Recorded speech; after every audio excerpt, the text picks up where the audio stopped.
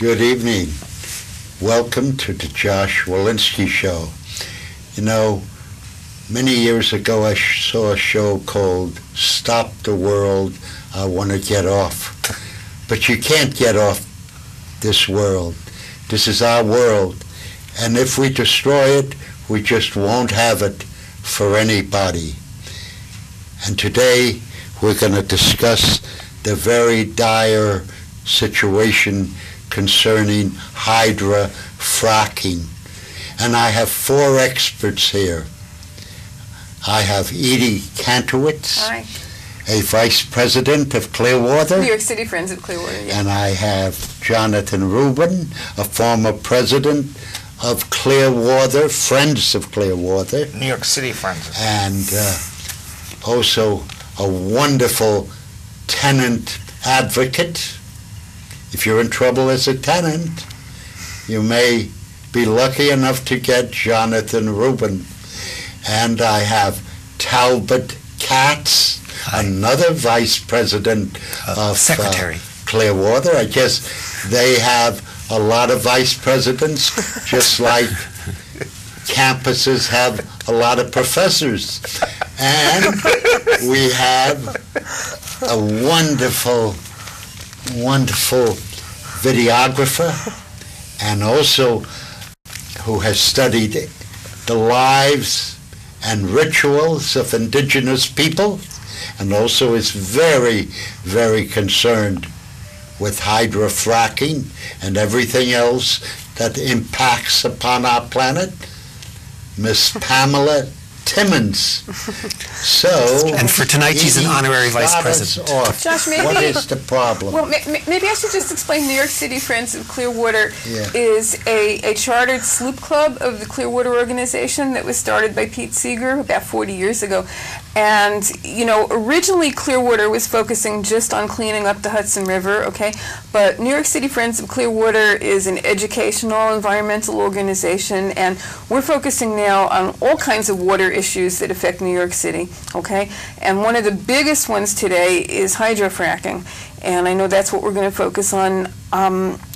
New York State has just issued draft guidelines which would allow horizontal high-volume hydrofracking in 85% of the state, okay? And it's a very, very serious threat to many aspects of New York State's environment and also to public health. It affects the health of human beings and wildlife and livestock, okay? I mean, yes, it's a drinking water issue, but that's only part of it, okay? Because hydrofracking pollutes the air, the soil, everything. It's just disastrous, okay? And I think that, you know, many people feel like, okay, the New York State proposed regulations would exempt the New York City watershed and the Syracuse watershed and a number of other aquifers and specific areas throughout the state. Okay, so people may say, well, you know, New York City's safe, but, you know, we can't look at it as just saying that our backyard is safe, so now we can't care about what's going on in the rest of the state. We have to care about the entire state because we can't let the rest of the state become a sacrifice zone, and also because it will affect our drinking water, our air, the agriculture, the organic food that we try to buy from upstate, you know, so it's a very, very major issue, you know, that everybody should be aware of. And unfortunately, I think a lot of people are not as aware of all the ramifications of hydrofracking as they might be. Yes, and Jonathon is aware of an insidious history concerning hydrofracking. Yes, well, what I would like to say is Wayne Marsden documented this 1939 meeting that took place in Connecticut that focuses on the concept of a new world order and ramified to the third millennium or the Bush administration, the George W. Bush's administration.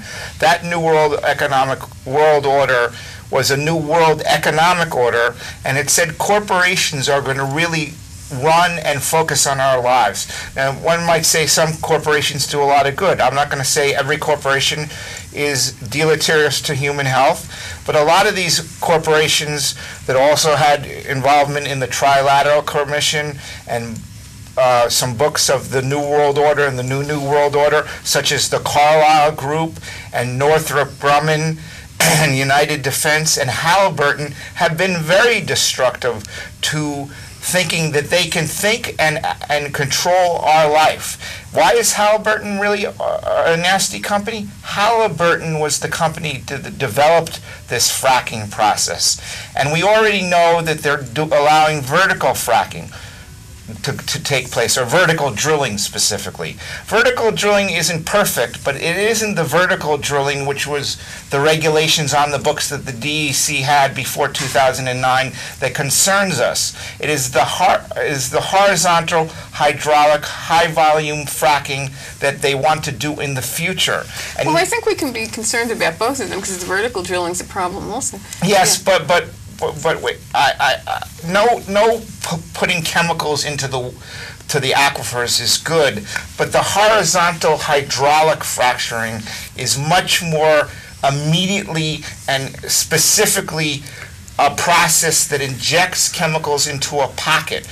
When the frac is done, sand and water and chemicals are injected into the hard rocks of the underground supply, where the gas is and the energy is, supposed to be the Saudi Arabia of America. And that hard rock is then allowed to be pushed into the soft rock. And what that does is it creates a pocket, as described by James Northrop, who was an oil and gas executive. And he points out on this YouTube, which is on the computers now, that pocket is what's really harmful, because the pocket collects the toxins and then gets them right into the aquifer, and it destroys the aquifer forever. It's not what's being done in other states. Vertical fracking isn't perfect, but that's what's been used in many of the other states. And why that's a problem is it's almost federal policy that fracking is okay, because the Delaware River Basin Commissioner Tom DeLuca's representative on the commission, Philip Seacrest, said, yeah, go ahead and do all the fracking horizontally, vertically that you want to do in the Delaware River Basin, because it's okay. It's an okay process, but it's not. Even though only 1% of the injected fluid is toxins, we're talking about 1 to 3 million gallons of water. So that's a lot of injected fluid. I want to ask Talbot if he can give us an idea of what carcinogens we're talking about that are coming up to harm us and detrimental to us. Can I step back a minute here? And I love the word fracking because it's so evocative. It comes from fracturing, of course, and the term is caught on, and people hear it, and so the issue comes up. But maybe what I think it's important to explain and to stress is that fracking is about natural gas. It's about drilling for natural gas, and natural gas now is about fracking. So you hear a lot about natural gas in the media now. It's being pushed very hard at us. And what you hear, so you'll see on TV, you'll see ads from oil companies, which are basically energy companies. And they'll be talking about how they're so environmentally forward-thinking because they're making such a big push for natural gas, which is so much cleaner than all the other fuels, supposedly. So we'll address that topic about how clean is natural gas, but it's important to point out that when we talk about fracking and how evil it is, we're talking now about natural gas, and a lot of people have this impression about how good natural gas is. So it's a big picture because we're talking about our energy future here, and we're always concerned. For the last 35 to 40 years, we've been hearing people say, we have to break our dependence on Middle Eastern oil. And now the oil companies are coming to us and saying, we have the answer for you, it's natural gas. And we have the Saudi Arabia of natural gas sitting right beneath our feet in the Marcellus oil shale basin. So that's a very compelling message that they're giving people who feel, yes, we need to break our dependence on Middle Eastern oil. And I want to ask Pamela one question, because she knows a lot about social activism and putting pressure on politicians and our leadership.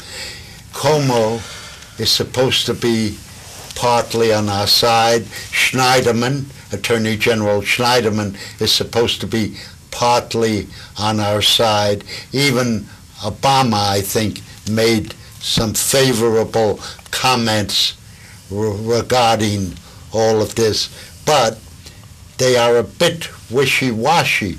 So what more has to be done, Pamela? Well, from what I understand, we should make our voices heard. And as a documentary filmmaker, I am looking to empower and encourage people to do that. We can call Governor Cuomo.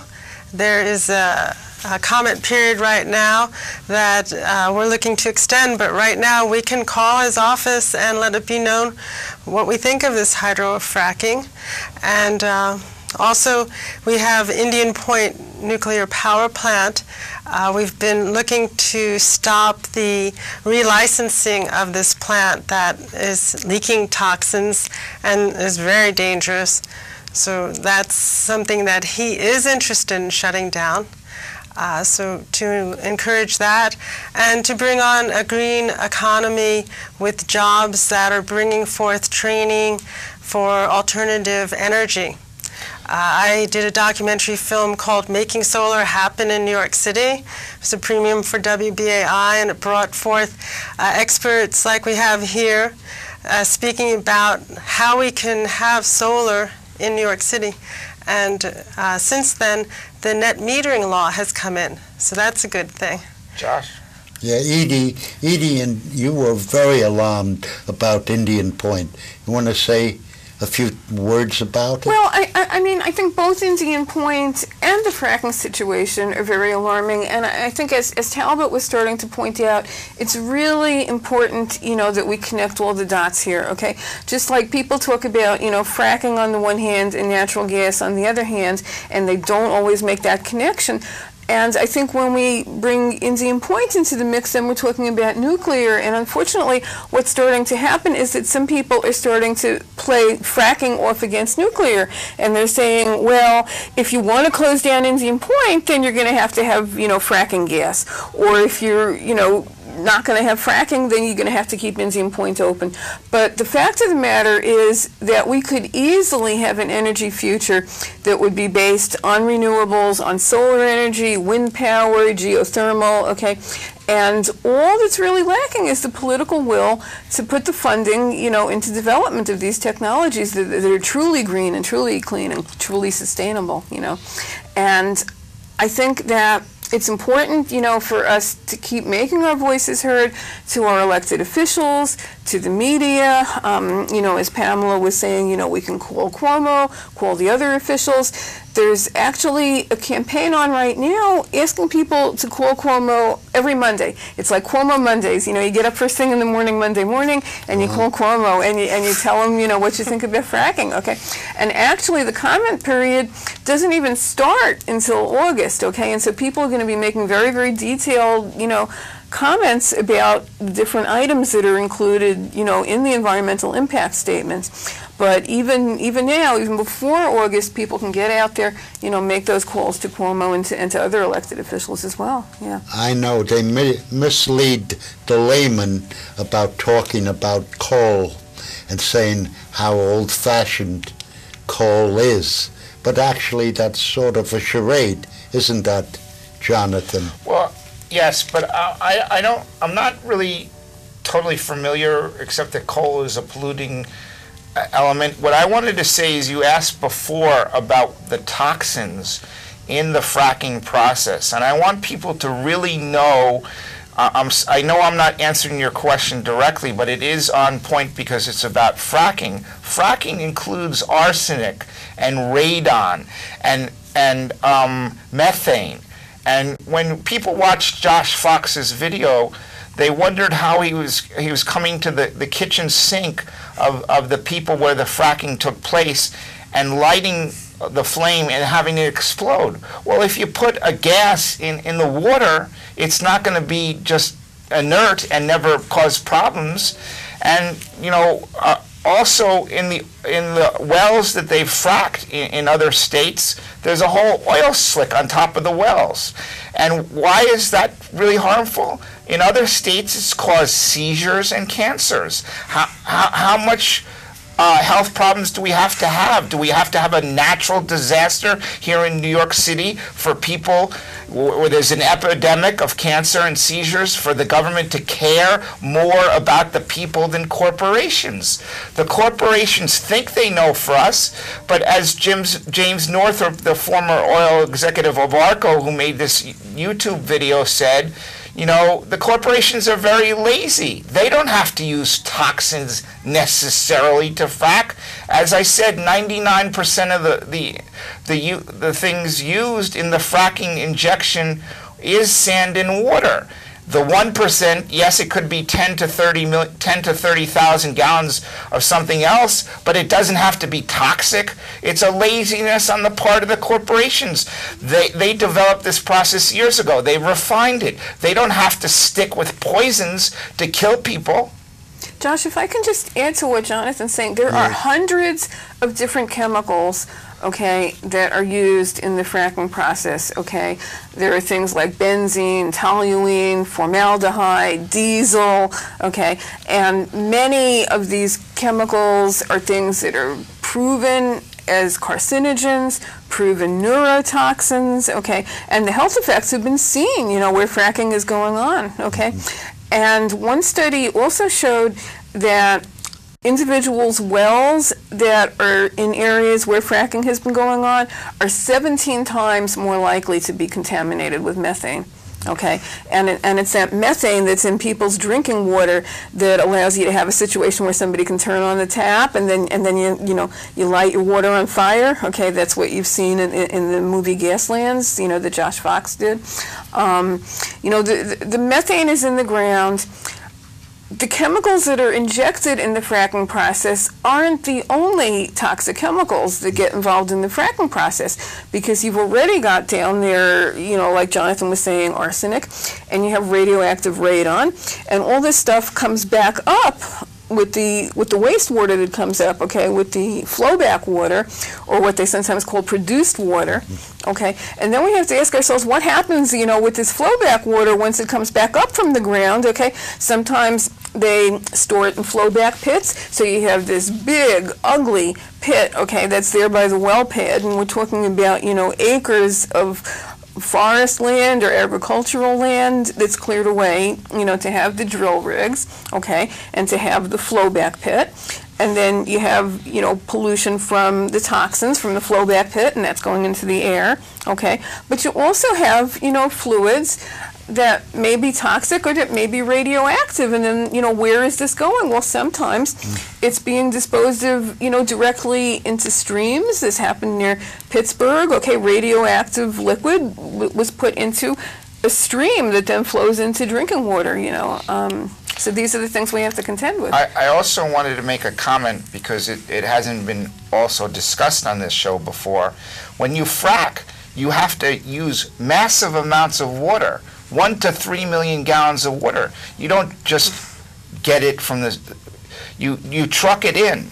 You get it into the oil fracking area. What happens to the streams and the natural reservoirs and the rivers and lakes of water that were beautiful, that were pristine, that were some of the best water in the world? They become destroyed as we take our water from the good places where it's clean and careful, and we throw that water into the frack injection. And then as the flowback water is a problem because it's stored in these pits, and nobody can tell us that those pits aren't allowing the water supply or the toxic water supply with methane and arsenic and radon as just three of the chemicals. Those pits of water are seeping into the ground. Yeah, not only that, Jonathon, I want to give credit to the New York Times for publishing your point of view in a few paragraphs. Yes, they've done some very good and all articles. of that. That was very good. But we are all horrified by this enigma of cancer. For instance, you read even the obituaries where when one athlete died of cancer of the muscle structure, and where the heck did Senator Kennedy get a brain tumor, and all these, and also for the first time in medical history, there are cancer wards filled with children, and what the hell is going on? Can you say something, Talbot? Cancer has struck, personally in my family. My sister passed away last year, so I know the heartbreak of that. It's unfortunate that a lot of times, the nature of cancer is such that you can't trace an individual case of cancer to a particular, poisoned well or other thing like that. So it's often very hard to make, to make those logical connections. We can notice, things that have occurred, and yet to actually prove it in a validated, statistical fashion becomes difficult to do. But that doesn't mean that you shouldn't take action when you start to see, possible patterns. And Edie mentioned the flowback pits. There have been some pretty horrific incidents caused at those pits with wildlife. Last year, I believe there was an incident where something like 20 cattle drank mistakenly from the pit, and within a few minutes they dropped dead.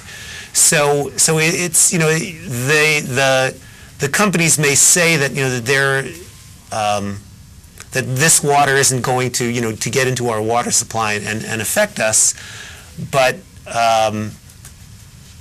it's hard to believe sometimes the claims that they make, and unfortunately there was a court decision recently in Texas about fracking, where at least, I'm not sure if it was a federal court or a state court there, but they allowed the companies to safeguard their formulas. So so again, we know that there's a certain number of chemicals that have been identified, but it would help to be able to actually have the full list, and at least so far, that hasn't been available, and from the court decision in Texas, it's going to make it that much harder, to find out what all those chemicals are. So, if they can keep those chemicals a secret as much as they can, then again, it's harder to, it's harder to trace the possible health effects. Yeah. I think in the current guidelines, the companies would be required to disclose the chemicals for New York State, but then there's one other sentence that says, provided that it's not, proprietary or something like that. So it seems like they still Well, that was the whole thing. It was, they called it their sacred formula. Right. But I think one of the points that I'm focused on, because I've studied economic and government policy, is we're almost getting into an Orwellian scientific and government era, where starting in this 1939 Connecticut meeting of these economic supposed leaders, going forward to the Trilateral Commission that elected one of the presidents 30 years ago, and then going forward to this president who was our last president, who basically said two things. He said Northrop Grumman, United Defense, and Halliburton and the Carlyle Group can profit from the war-making government contracts to make war, and then they can profit from the reconstruction of the countries.